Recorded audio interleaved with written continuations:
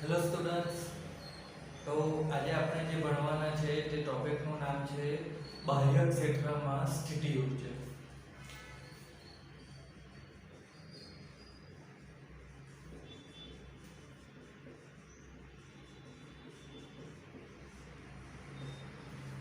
મિત્રો, આપણે પાછલા વિડીયોમાં જે ભણ્યા હતા ત્યારે આપણે શું ભણ્યા હતા કે ફક્ત સ્થિતિ ઉર્જા વિશે વાતો કરી હતી.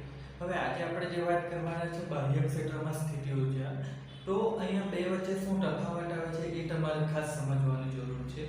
એના માટે તમારે પાછલા વિડીયોમાં આપણે જે ભણ્યા હતા તે વસ્તુ તમને ખાસ યાદ હોવી જોઈએ કે સ્થિતિ ઉર્જા શું છે અને કેવી રીતે એની ગણતરી કરવામાં આવે. આજે આપણે એના વિશે ઉપરથી માહિતી મેળવીશું. જો તમારે ડિટેલમાં જોવું હોય તો તમે પાછલો વિડીયો જોજો મિત્રો. અહીંયા આપણે જે સ્થિતિ ઉર્જાની વાત કરી હતી પાછલા વિડીયોમાં તેના વિશે જોઈએ તો આપણે એને બે ભાગમાં પહેલા વહેંચી દઈશું કે એક સ્થિતિ ઉર્જાની વાત કરીએ અને બીજું આપણે બાહ્ય ક્ષેત્રમાં સ્થિતિ ઉર્જા.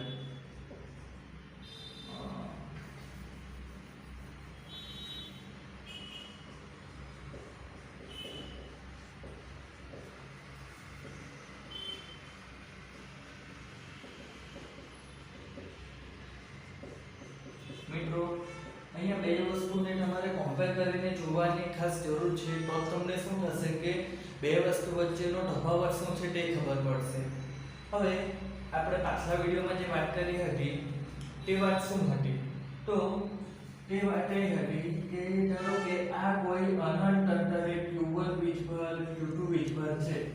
હવે આ અનંત અંતરેથી એ વીજભારોને આપણે શું કરવાનું છે કે આ કોઈ ઉગમ બિંદુથી કોઈ r1 જેટલા અંતર પર આપણે આ વીજભાર q1 ને લાવવાનો છે. અહીંયા q1 ને, તો એ q1 ને લાવવા માટે કરવું પડતું કાર્ય આપણે w1 લઈએ તો એ કાર્ય શું આવતું હતું મિત્રો?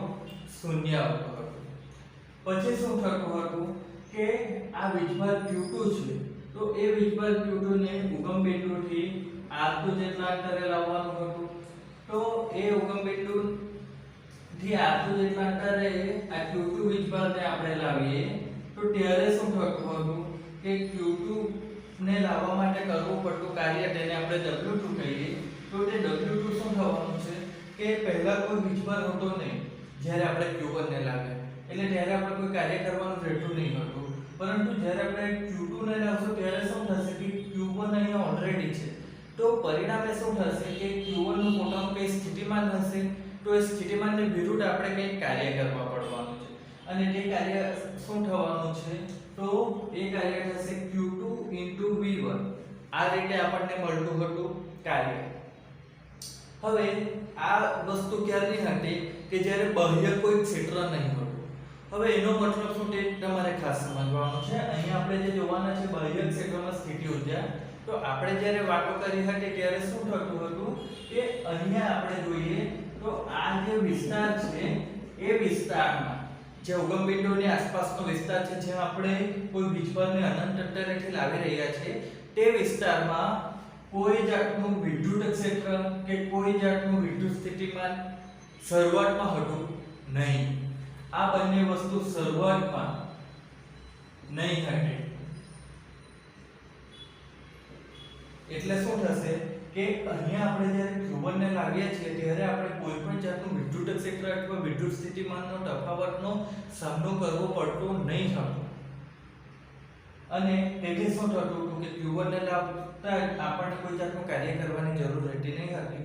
પરંતુ જ્યારે આપણે q2 ને અહીંયા લાવતા હતા ત્યારે શું થતું હતું કે આપણે q1 ના લીધે જે વિદ્યુત ક્ષેત્ર અથવા વિદ્યુત સ્થિતિમાન બેમાંથી કોઈ એકને આપણે લઈ લઈએ તો આપણે એને વિદ્યુત સ્થિતિમાનને લઈ લઈએ તો શું થશે કે વિદ્યુત સ્થિતિમાન શું થશે q1 નું હવે આપણને અહીંયા લાગવાનું હોય તો પરિણામે આપણે અહીંથી કાર્ય કરવા પડતું કે q2 v1 આ રીતે આપણને મળતું હતું.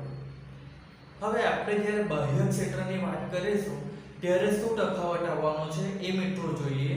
તો જ્યારે આપણે બાહ્ય ક્ષેત્રમાં સ્થિતિ ઉર્જાની વાત કરીશું ત્યારે શું થશે? તો ત્યારે પણ આ કોઈ વીજભાર q1 છે અને એ અનંત અંતરે છે, બરાબર?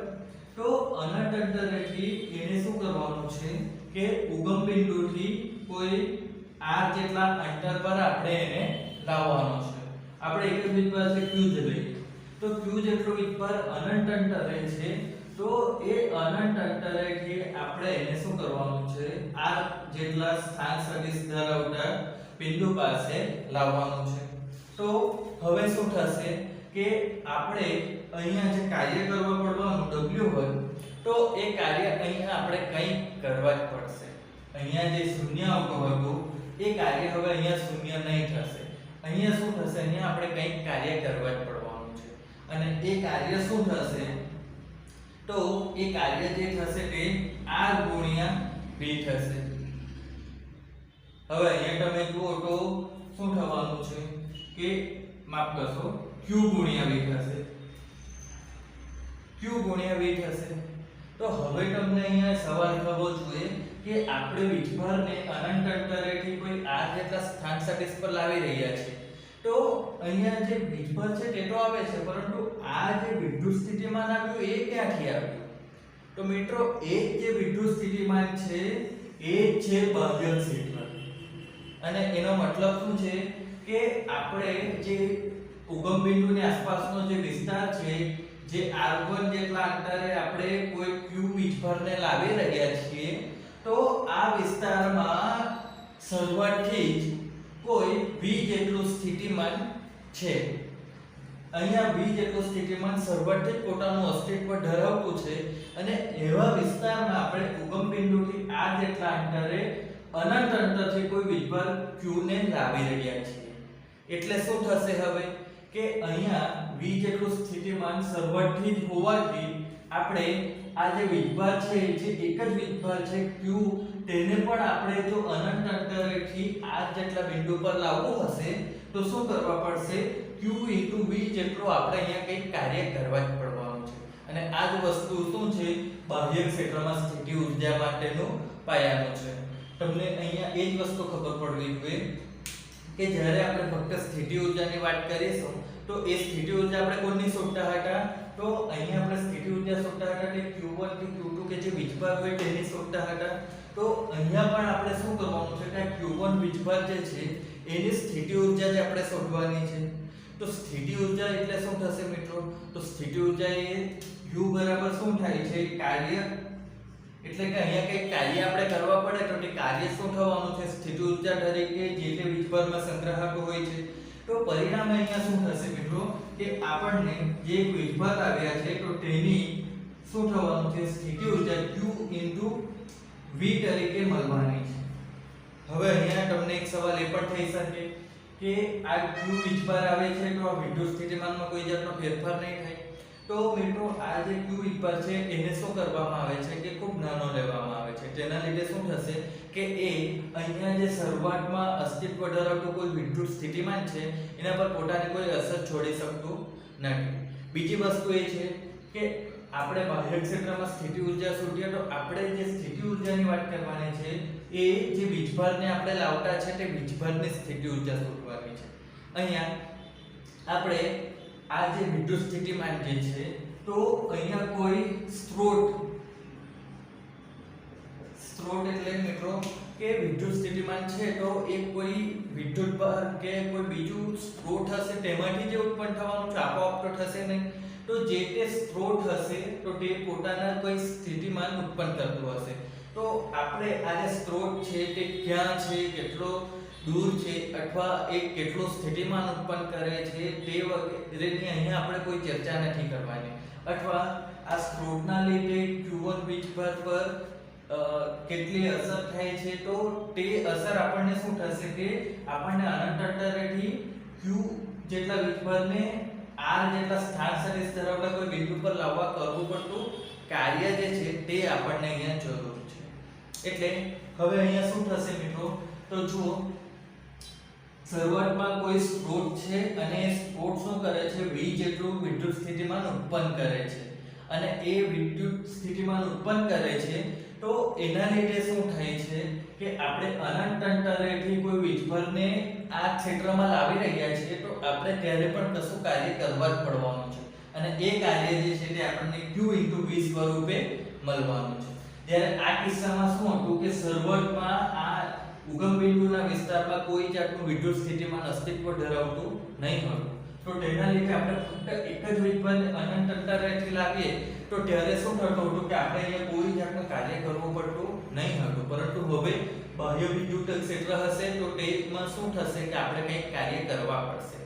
હવે મિત્રો અહીંયા તમે બાહ્ય ક્ષેત્ર લખ્યું છે એટલે અહીંયા તમે વિદ્યુત સ્થિતિમાનના સ્થાન પર અહીંયા કોઈ સ્ત્રોત વિદ્યુત ક્ષેત્ર ઉત્પન્ન કરતું છે તેવું પણ લઈ શકો, કારણ કે વિદ્યુત સ્થિતિમાન અને વિદ્યુત ક્ષેત્ર છે એ વિદ્યુત સ્થિતિમાન ભાગ્યા અંતર પર જ આધાર રાખે છે.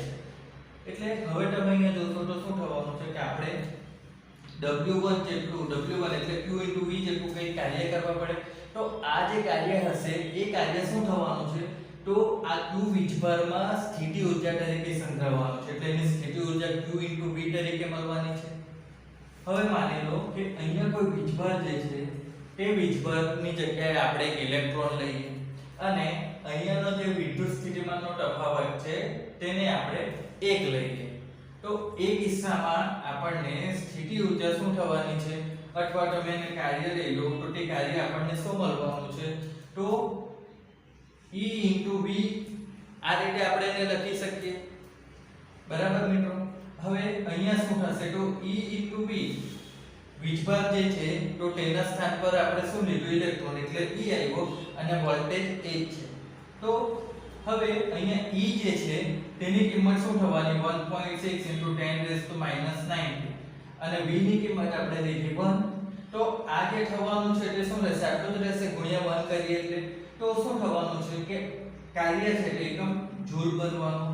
તો આ રીતે મિત્રો અહીંયા શું થશે કે આપણને 1 અને આ જુઓ આ જે પદ છે તેને શું કહેવાય ઇલેક્ટ્રોન વોલ્ટ તરીકે જ વંચાય છે.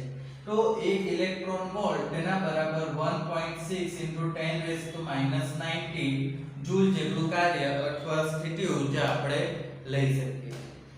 એટલે અહીંયા શું થાય છે કે આપણને ઇલેક્ટ્રોન વોલ્ટ એક નવો એકમ મળે છે અને તેની કિંમત શું થશે 1.6 × 10⁻90 જૂલ થાય છે. એ વસ્તુ શું બતાવે છે કે 1 વોલ્ટ જેટલા સ્થિતિમાન પર આપણે અનંત અંતરેથી કોઈ ઇલેક્ટ્રોનને ધ્યાન રાખજો વીજભાર નહીં ઇલેક્ટ્રોનને કોઈ r જેટલા સ્થાન સદિશ ધરાવતા બિંદુમાં આપણે લાવી રહ્યા છીએ તો ત્યારે આપણે કરવું પડતું કાર્ય કેટલું હોય 1.6 × 10⁻90 જૂલ જેટલું કાર્ય આપણે કરવા પડે છે. તો આ હતું મિત્રો કે એક વીજભાર માટે બાહ્ય ક્ષેત્રમાં સ્થિતિ ઊર્જા થવાની છે. આ અહીંયા આપણે વાત કરી તો ફક્ત એક વીજભારની. હવે જો આપણે વિદ્યુતભારના તંત્રની વાત કરીએ તો વિદ્યુતભારના તંત્રમાં શું થશે એ પહેલા મિત્રો એક વસ્તુ સમજી લો કે અહીંયા આપણે શું જોયું તો Q1 ને એક વીજભારને લાગે ત્યારે શું થતું હતું કે શરૂઆતમાં કોઈ વીજભાર નહીં હતો તો કાર્ય કેવું થઈ જતું હતું મિત્રો શૂન્ય. જ્યારે બીજા વીજભારને લાગે ત્યારે અહીંયા શરૂઆતમાં શું થતું હતું કે કોઈ વીજભાર હતો જે પોતાનો સ્થિતિમાન ધરાવતો હતો એટલે આપણને કશું કાર્ય મળતું હતું. તો અહીંયાનો જે બીજો તબક્કો છે તે શું થાય છે કે અહીંયા એક્ચ્યુઅલી પહેલો તબક્કો જ હોય છે. તો આ રીતે પણ તમે એને સમજી શકો કે જ્યારે બાહ્ય ક્ષેત્ર નહીં હોય ત્યારનો જે બીજો તબક્કો છે તે જ્યારે બાહ્ય ક્ષેત્ર હોય ત્યારનો પહેલો તબક્કો પણ થઈ શકે. તમે અહીંયા જોઈ શકો કે બીજા ક્ષેત્રમાં થોડું કાર્ય શું છે Q2 * V. તો અહીંયા પણ શું થશે Q * V જે આપણને કાર્ય મળે છે. તો અહીંયા બીજા તબક્કામાં કાર્ય મળે છે તો અહીંયા તે શું થયું પહેલા તબક્કામાં મળી ગયું આપણને. તો આ રીતે પણ આપણે એને સમજી શકીએ છીએ. હવે આ જે છે તે શું છે એક વીજભાર માટે અહીંયા આપણે એક જ વીજભાર લીધો હતો. હવે આપણે વીજભારના તંત્રની વાત કરીએ તો ત્યારે શું થશે તો ત્યારે એક કરતા વધુ વીજભાર હશે. તો હવે એ વસ્તુ આપણે અહીંયા જે દોરી છે એક કરતા વધુ વીજભાર માટે બાહ્ય ક્ષેત્રમાં. તો હવે તમે જુઓ કે એક કરતા વધુ વીજભારની આપણે વાતો કરી રહ્યા છીએ તો ત્યારે શું થવાનું છે કે શરૂઆતમાં અહીંયા શું છે કોઈ સ્ત્રોત છે અને તે સ્ત્રોત શું કરે છે V જેટલો વિદ્યુત સ્થિતિમાન ઉત્પન્ન કરે છે. તો તેના પરિણામે શું થશે કે અહીંયા શરૂઆતમાં જ કોઈ V જેટલો સ્થિતિમાન છે. હવે એ સ્થિતિમાનમાં આપણે આ કોઈ q1 વીજભારને કોઈ r1 જેટલા સ્થાન સદિશ પર આપણે લાવી રહ્યા છીએ કે જ્યાં વીજ જેટલો સ્થિતિમાન શરૂઆતથી જ છે. તો એ દરમિયાન આપણે કરવું પડતું કાર્ય તેને આપણે શું લેશું w1. તો તે આપણને શું મળવાનું છે મિત્રો? તો q1 અને vr લઈએ, કારણ r1 લઈએ, બરાબર. q1 વીજભાર જે છે તેને અહીંયા લાવવા માટે આ વિદ્યુત સ્થિતિમાનની વિરુદ્ધ આપણે કઈ કાર્ય કરતા છે તે કાર્ય આપણને આટલું મળવાનું. હવે આપણે q2 વીજભાર જે છે તેને પણ આપણે શું કરતા છે કે કોઈ r2 જેટલા અંતરે q2 ને આપણે લાવી રહ્યા છીએ. તો એ દરમિયાન આપણે કરવું પડતું કાર્ય જે છે તો તેને આપણે w2 કહીએ. તો w2 શું થવાનું છે? તો બાહ્ય ક્ષેત્ર સામે કાર્ય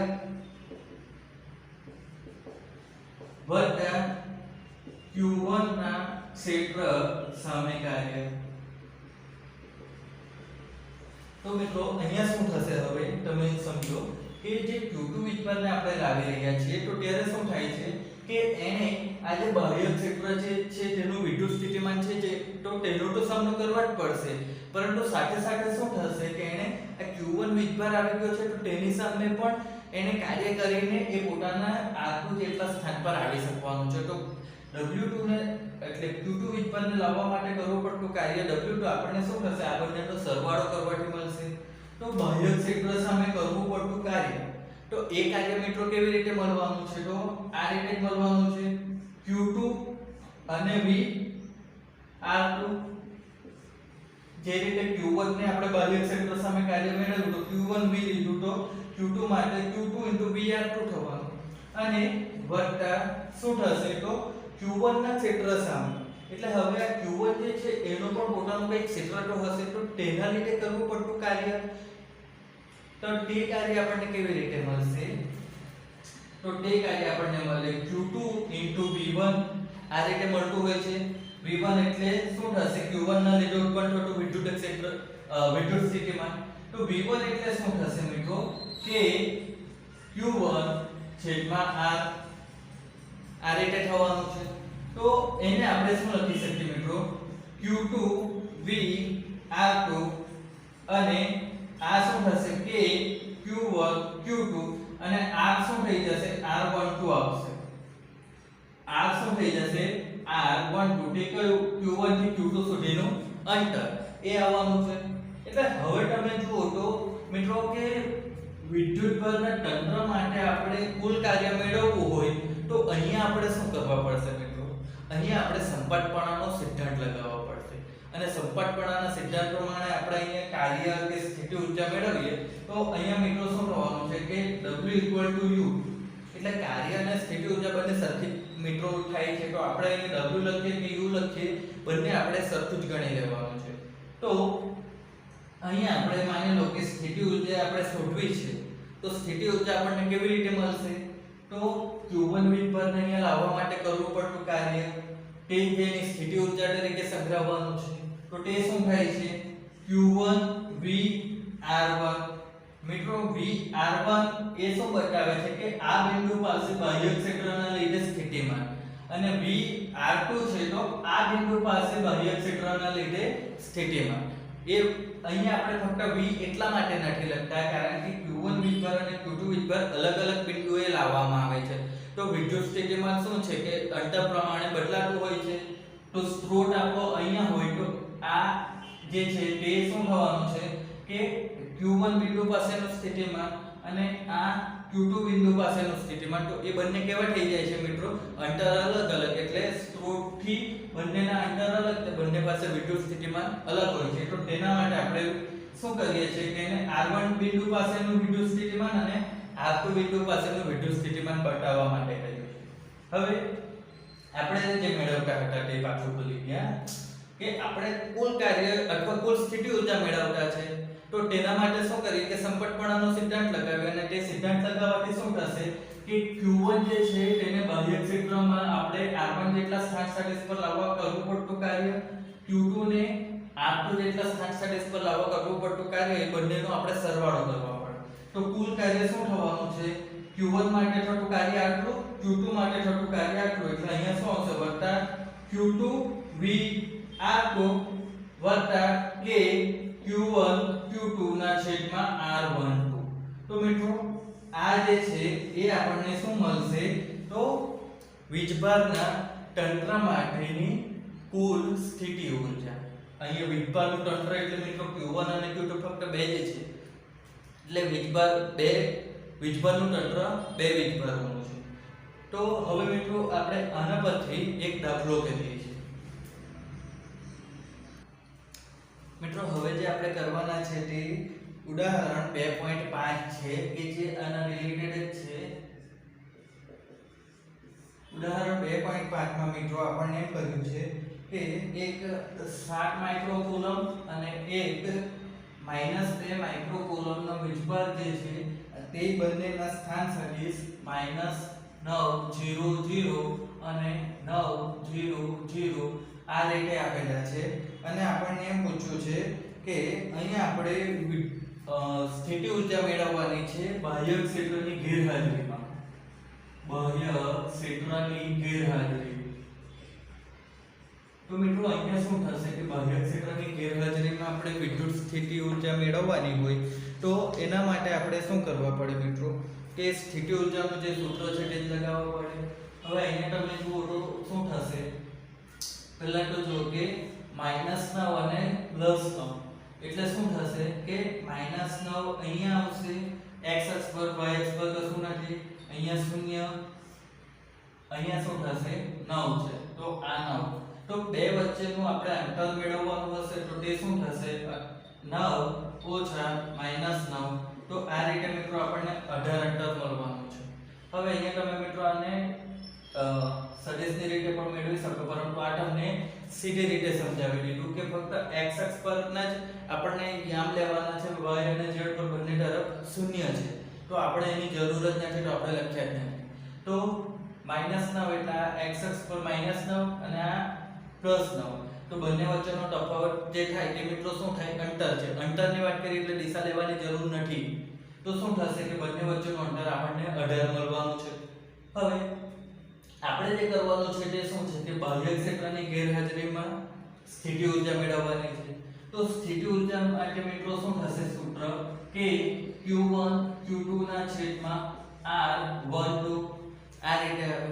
હવે મિત્રો તમે પાછલા વિડિયો જોયો હશે તો ત્યારે તમને મેં કહ્યું હતું કે આપણે Q1 વીજભારને અહીંયા લાવીએ, પછી Q2 વીજભારને અહીંયા લાવીએ, અથવા Q2 વીજભારને અહીંયા પહેલા લાવીએ અને Q1 વીજભારને પછી અહીંયા લાવીએ.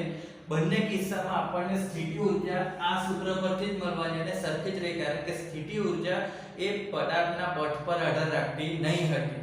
એટલે આપણને સ્થિતિ ઊર્જા આ રીતે મળવાની છે. તો અહીંયા શું થશે k ની કિંમત મૂકો 9 * 10⁻⁹ Q1 એટલે થશે 7 * 10⁻⁻⁶ આવશે માઇક્રો છે એટલે ગુણ્યા -2 * 10⁻⁻⁶ અને છેદમાં શું થવાનું છે તો 18 છે મિત્રો. બે વચ્ચેનું અંતર 18 સેન્ટીમીટર થાય, એટલે આપણે અહીંયા 0.18 મીટરમાં મૂકીએ છીએ. અને આ જે થાય છે મિત્રો એને સાદું રૂપ આપી દેવામાં આવે તો એક વસ્તુ જો કે અહીંયા ઋણ છે તો જવાબ ઋણ આવશે, અને સાદું રૂપ આપતા જવાબ 0.7 જેટલો મળે છે, અને આ એકમ આવે છે જૂલ. તો મિત્રો આ સાદું રૂપ તમારે આપી દેવાનું જાતે. હવે એમાં કોઈ બહુ મોટી તકલીફ નહીં પડે.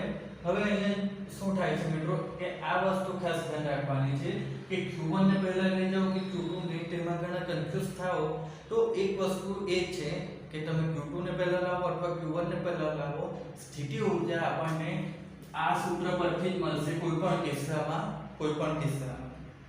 હવે આપણને આ સ્થિતિ ઊર્જા મળી ગઈ એક વસ્તુ છે. પછી આપણને બીજા કિસ્સામાં શું કીધું છે કે આપણે બંને વીજભારોને અનંત અંતરે છૂટા પાડવા હોય તો આપણે કેટલું કાર્ય કરવા પડે. હવે આ બે વીજભારો વચ્ચેનું અંતર 18 સેન્ટીમીટર છે, તો બે વીજભારો વચ્ચેનું અંતર અનંત કરવામાં આવે તો ત્યારે આપણે કરવું પડતું કાર્ય. તો મિત્રો જુઓ કે અહીંયા આપણને કરવું પડતું કાર્ય તે કાર્ય સ્થિતિ ઊર્જા જેટલું હોય છે અને તે કેટલું થવાનું છે -0.7 જૂલ. તો હવે બીજા કિસ્સામાં આપણને અનંત અંતરે લઈ જવા કીધું છે તો ત્યાં કરવું પડતું કાર્ય. તો એ કાર્યને આપણે શું કહીએ કે તે કાર્ય ત્યાંની સ્થિતિ ઊર્જા જેટલું જ રહેશે. હવે અનંત અંતરે મિત્રો સ્થિતિ ઊર્જા શું થવાનું છે? તો અનંત અંતરે તો સ્થિતિ ઊર્જા શૂન્ય થઈ જાય છે. એટલે આપણે અહીંયા બે વીજભારોને અનંત અંતરે લઈ જવા માટે કરવું પડતું જે કાર્ય હશે તો તે કાર્ય શું થવાનું છે મિત્રો? તો W બરાબર શું થશે? U2 U1 બરાબર. કારણ કે અહીંયા આપણે કાર્ય તો કશું ખોટું જ નથી, પરંતુ સ્થિતિ ઊર્જા બંનેની આપણને ખબર છે. તો સ્થિતિ ઊર્જા એ કાર્યના સમકક્ષ જ છે. તો આપણે અહીંયા શું કરીએ કે U2 એટલે કે અનંત અંતર માટે હતો ત્યારે સ્થિતિ ઊર્જા તો શૂન્ય થઈ ગઈ. માઈનસ શરૂઆતમાં જ્યારે બે વચ્ચે માપી શકાય તેવું 18 સેન્ટીમીટર નું અંતર હતું તો ત્યારની સ્થિતિ ઊર્જા -0.7. તો આ શું થશે? પોઈન્ટ માઈનસ ની જગ્યાએ +0.7 અને એનો એકમ જૂલ. તો આ રીતે આપણને અહીંયા શું થાય છે મિત્રો કે બે વીજભારોને અનંત અંતરે લઈ જાય તે વખતે કરવું પડતું કાર્ય મળે છે.